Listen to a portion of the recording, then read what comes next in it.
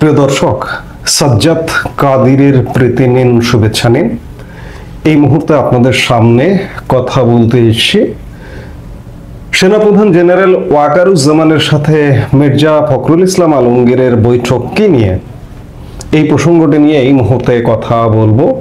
একটি অসমর্থিত সূত্র বলছে যে গতকাল শুক্রবার রাতে কয়েক ঘন্টা যাবত বিএনপি মহাসচিব মির্জা ফখরুল ইসলাম আলমগীর সেনাপ্রধান জেনারেল ওয়াকারুজ্জামানের সাথে বৈঠক করেছেন। বৈঠকটা আসলে কি নিয়ে? সেনাপ্রধান রাজনৈতিক দলের সাথে বৈঠক করছেন, এমন বৈঠক হওয়ার হামেশাই হয়। জামাতের সাথে বলা যায় আরো বেশি বৈঠক হয়, যেগুলো প্রকাশিত হয় না। ক্যান্টনমেন্ট খানিকটা রাজনৈতিক সভা সমাবেশের একটা কেন্দ্রে পরিণত হয়েছে এই মুহূর্তে। আদৌ কি সেটা হওয়া উচিত কিনা সেই প্রশ্ন রয়েছে। হ্যাঁ, হওয়া উচিত যদি দেশের যে ক্রাইসিস, দেশের যে ক্রান্তিকাল, এই ক্রান্তিকালকে লক্ষ্য রেখে বাংলাদেশের সেনাপ্রধান যদি কোনো ইনিশিয়েটিভ নেন, সেক্ষেত্রে তিনি বৈঠক করতে পারেন। কিন্তু সত্যিকার অর্থে জেনারেল ওয়াকারুজ্জামান বাংলাদেশের পালস গুনতে পারছেন না, বাংলাদেশের জনগণের পালস গুনতে পারছেন না, যার দরুন ইউনূস সরকারকে সমর্থন দিচ্ছেন এবং বাংলাদেশের জনগণের একটা বিশাল অংশকে বাইরে রেখে সকল কর্মকাণ্ড আবর্তিত হচ্ছে বলেই মনে হয়। গতকাল মির্জা ফখরুল ইসলাম আলমগীর এবং তার সঙ্গে ছিলেন মেজর জেনারেল ফজলে এলাহি আকবর, যিনি বিএনপি চেয়ারপারসনের সামরিক উপদেষ্টা। এবং এই ফজলে এলাহি আকবর সেই ফজলে এলাহি আকবর যার একটি বক্তব্য ভাইরাল হয়েছে, আপনারা জানেন যে জেনারেল ওয়াকার 5 আগস্ট সময়কালের ওই 2-1 দিন আগে তার সাথে যোগাযোগ করেছিলেন এবং রাজনৈতিক দলগুলোর সাথে সমন্বয় করবার দায়িত্ব দিয়েছিলেন যে ফজলে এলাহি আকবরকে। এই ফজলে এলাহি আকবর বৈঠকে আলাপ সম্পর্কে যেটি ধারণা পাওয়া যায় যে বিএনপি তাদের মতো করে একটা সরকার বা সেনাবাহিনীও হয়তো এমনটা চাইছে যে ইউনূস সরকারের পরিবর্তে একটা তত্ত্বাবধায়ক সরকার। আপনারা জানেন এই মুহূর্তে আপিল বিভাগে তত্ত্বাবধায়ক সরকারের শুনানি চলমান।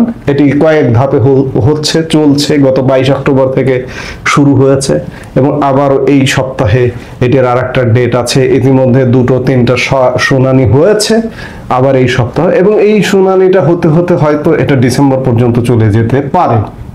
এর উদ্দেশ্যটা হচ্ছে বর্তমান যে প্রধান বিচারপতি, এই প্রধান বিচারপতিকেই বিএনপির একান্ত চাওয়া যে তাকেই সর্বশেষ অবসরপ্রাপ্ত প্রধান বিচারপতি হিসেবে তত্ত্বাবধায়ক সরকারের প্রধান হিসেবে দায়িত্ব নিন। বর্তমান প্রধান বিচারপতি আগামী 27শে ডিসেম্বর অবসরে যাবেন। সেই সময়টাতেই হয়তো একটা তত্ত্বাবধায়ক সরকার গঠন করবার চিন্তা করছে বিএনপি, এমন প্রস্তাব আছে। এবং দেশি বিদেশি শুধু বিএনপির না, মার্কিনী প্রস্তাবও থাকতে পারে, কারণ একাধিকবার প্রধান বিচারপতির সাথে মার্কিন charge the affairs Tracey Ann Jacobson সাক্ষাৎ করেছেন।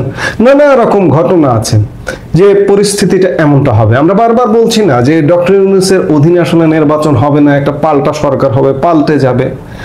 এই আলাপ সালাপ গুলো করবার জন্য কি গিয়েছিলেন মির্জা ফখরুল ইসলাম আলমগীর? আমি বলবো না যে আমি এই বিষয়ে আলাপ হয়েছে, কারণ আমি সেই স্পটে ছিলাম না। অনেকে এমন ভাবে বলেন যে ওই বৈঠকে তিনিও ছিলেন। আমি সেটা বলতে চাই না, বলতে চাই যে এই বিষয়গুলো নিয়ে আলাপ হয়েছে কি। আরেকটি বিষয় আছে যে বিএনপির ভারপ্রাপ্ত চেয়ারম্যান তারেক রহমান দেশে আসবার একটা খুব আওয়াজ শোনা যাচ্ছে বিএনপি নেতৃত্বের মধ্য থেকে এবং নেতৃত্বের বাইরেও বিভিন্ন ফোরাম থেকে। নভেম্বর মাসে তিনি দেশে আসবেন এমনটা শোনা যাচ্ছে। আগামী 20 নভেম্বর বিএনপির ভারপ্রাপ্ত চেয়ারম্যান তারেক রহমানের 60তম জন্মদিন। তিনি কি এবার দেশে এসে তার 60তম জন্মদিনটি পালন করবেন? এই বিষয়গুলো নিয়ে কিংবা তারেক রহমানের আসার নিশ্চয়তা নিয়ে বা আসবেন তিনি, আসবার প্রস্তুতি নিয়ে সেনাপ্রধান জেনারেল ওয়াকারুজ্জামানের সাথে কি বিএনপি মহাসচিব বৈঠক করেছেন? এমন নানা বিষয় আছে, নানা প্রশ্ন আছে। যেটি হোক, আপনাদের একটা জিনিস মাথায় রাখতে হবে যে বাংলাদেশ সংকটের এক গভীর খাদে পড়ে আছে। এই সংকটটা যদি বলেন যে 2006 সালে বিএনপি জামাত জোট সরকার ক্ষমতার শেষে যখন তত্ত্বাবধায়ক সরকারের হাতে ক্ষমতা হস্তান্তর করা নিয়ে টালবাহানা করছিল, তাদের নিজেদের পছন্দের ব্যক্তিকে তত্ত্বাবধায়ক সরকার প্রধান উপদেষ্টা বানানোর চেষ্টা যখন ব্যর্থ হয়ে গেল, তখন পরবর্তীতে যখন তাদের প্রেসিডেন্টকেই তত্ত্বাবধায়ক সরকার প্রধান দুটি দায়িত্ব একসাথে পালন করছিলেন, সেই সময় যে সংকটগুলো আবির্ভূত হয়েছিল, খুব ডিপলি খেয়াল করুন যে এই মুহূর্তেও আমাদের বাংলাদেশের সেনাবাহিনী, বাংলাদেশের রাজনৈতিক দলগুলো সেই সংকটের মধ্যে ইতিমধ্যে ঢুকে গেছে। এই সংকট থেকে উত্তরণের উপায় কি? এই সংকট থেকে উত্তরণের উপায়, বাংলাদেশ সামনের দিনগুলোতে খুব বড় ধরনের সহিংসতা, আগুন, সন্ত্রাসী কর্মকাণ্ড, একটা অরাজক পরিস্থিতির মধ্যে ঢুকে যাবে, এতে কোনো সন্দেহ নাই। এই অরাজক পরিস্থিতিতে ঢুকে তারপরে যদি বাংলাদেশে একটা শান্ত পরিস্থিতি হয়, একটা নির্বাচন হয়, নির্বাচন হয়ে নির্বাচিত সরকারের হাতে ক্ষমতা যায়, তাহলেই সম্ভব। এছাড়া বাংলাদেশের সামনে এখনো পর্যন্ত বাংলাদেশ অস্থিরতা আছে, জানমালের নিরাপত্তা নেই, সারা বাংলাদেশে কোথাও না কোথাও ঘটনা ঘটছে। সামনের দিনগুলোতে সত্যিকার অর্থে এই নভেম্বর ডিসেম্বর মাসের দিকে আরো বড় বড় সহিংসতার ঘটনা ঘটবে, বাংলাদেশ আরো অস্থির হয়ে উঠবে। যে সেনাপ্রধান জেনারেল ওয়াকারুজ্জামানের কোনো পক্ষপাতিত্ব থাকতে পারে, শিশু এবং পাগল ছাড়া কেউ নিরপেক্ষ নয়, কিন্তু অন্ধ পক্ষপাতিত্ব হলে সেটি দেশের জন্য খারাপ হয়ে যায়, খারাপের দিকেই যাবে। জেনারেল ওয়াকারুজ্জামান ভালোর দিকে আনবেন বলে মনে হচ্ছে না, এখন পর্যন্ত লক্ষণ দেখে মনে হচ্ছে না।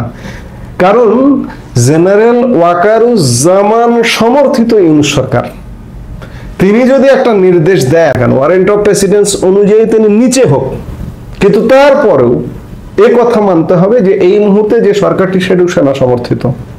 তিনি যদি বলেন সরকারকে যে এইভাবে করতে হবে, তাহলে সরকার সেটি পালন করতে বাধ্য, আনঅফিসিয়ালি বাধ্য, অফিসিয়ালি বাধ্য নয়।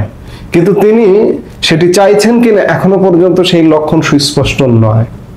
যেটি হোক, সেনাপ্রধান জেনারেল ওয়াকারুজ্জামানের সাথে একটা সাজানো সরকার গঠন, এবং আরেকটি বিষয় যে তারেক রহমান দেশে ফিরতে চাইছেন, এই ফিরবার ব্যাপারে নিশ্চিত করবার বা নিরাপত্তা নিশ্চিত করবার ব্যাপারেই হয়তো আলাপ করতে গেছেন, সেটি মনে হয়। এছাড়া এই মুহূর্তে আলাপের বৈঠকের আর কোনো কারণ দেখছি না।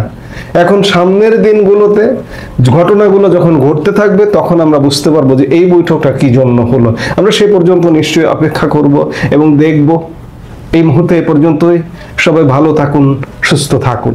আমাদের ভিডিওগুলো নিয়মিত পেতে সাবস্ক্রাইব করুন Sajjad Kadir and the legends YouTube channel, এবং লাইক, কমেন্ট, শেয়ার করে সাথে থাকুন।